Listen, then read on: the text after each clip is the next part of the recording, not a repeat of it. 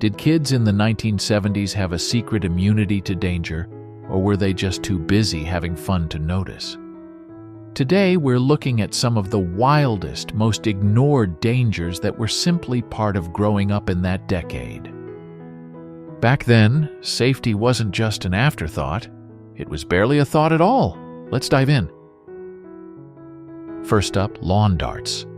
These weren't just toys. They were metal-tipped projectiles with the aerodynamics of a missile. The idea was simple.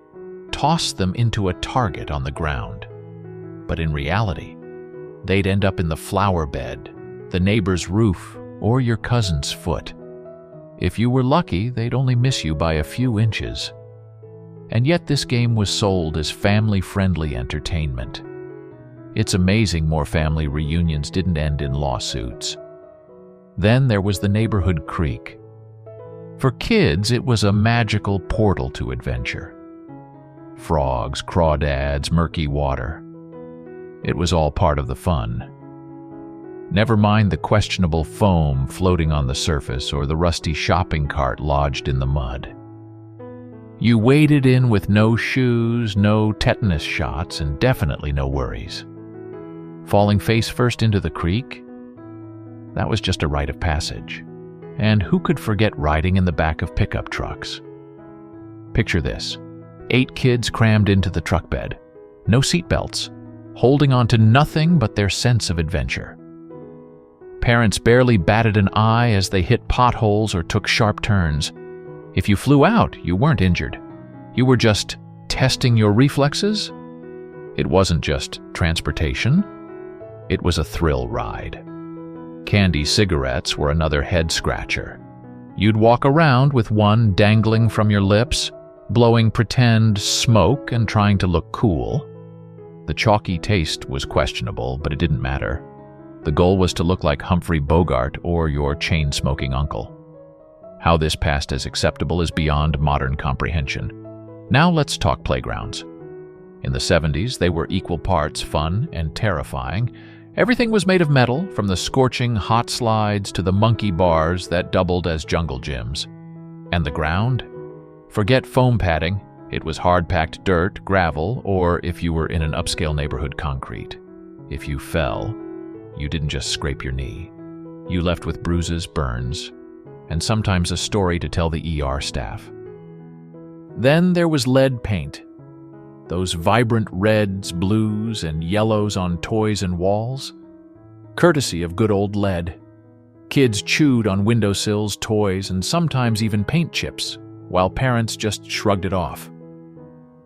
"They're teething," they'd say, as their toddlers nibbled on poison like it was a snack. Turns out all that color came with a hefty side of health risks. Need to get across town? Just hitchhike. This wasn't just a last resort. It was a completely normal mode of transportation. Kids would stick out their thumbs and hop into strangers' cars like it was the most natural thing in the world. Strangers? Danger? That wasn't part of the vocabulary. The only concern was whether the driver would stop for ice cream along the way. Speaking of cars, the family station wagon was a rolling death trap in disguise. The highlight was the rear-facing back seat, where you'd stare at oncoming traffic and make faces at the drivers behind you. Seat belts were optional, and half the fun was bouncing around unrestrained when your parents hit a speed bump. It was like a mobile carnival ride, minus the safety standards. Roller skating was another high-risk pastime. No helmets, no knee pads, no common sense. Kids would barrel down steep sidewalks at breakneck speed, weaving between pedestrians and parked cars. If you hit a rock or a crack, you went flying. The result? A symphony of skinned knees, bruised elbows, and occasionally a chipped tooth. BB guns were practically a rite of passage. Every kid wanted one, and most parents gave in. These were marketed as toys, but let's be honest, they were miniature weapons. Targets ranged from tin cans to trees to, well, anything that moved, including siblings. If you didn't leave childhood with at least one BB-related scar, were you even trying? Backyard forts were the ultimate DIY projects. Kids would scavenge wood, nails, and whatever else they could find, building rickety structures that were barely held together. Safety inspections? What's that? If you didn't fall through a weak floorboard or get a nail stuck in your shoe, you weren't doing it right. And then there were fireworks. 4th of July wasn't just a celebration, it was a test of survival. Sparklers were the gateway drug, but the real action came with bottle rockets and Roman candles. Kids didn't aim them at the sky. They aimed at each other, turning the backyard into a war zone. It's amazing anyone walked away with their eyebrows intact. Secondhand smoke was everywhere.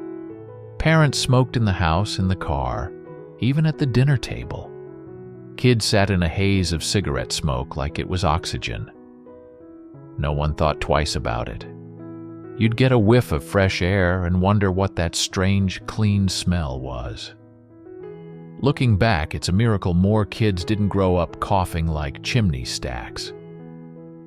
Finally, food safety was practically non-existent. Leftovers stayed on the counter for days, and if something grew mold, you just scraped it off. Expiration dates were more of a suggestion than a rule. Mystery casseroles, room temperature milk, and slightly stale bread were all fair game. If you got food poisoning, you just called it a tough stomach workout. Looking back, the 1970s were a chaotic mix of freedom, danger, and sheer luck. Somehow, a whole generation survived and thrived despite the odds. What do you think? Did we miss any dangers you remember? Share your stories in the comments. We'd love to hear them. As always, thank you for watching. See you on the next one.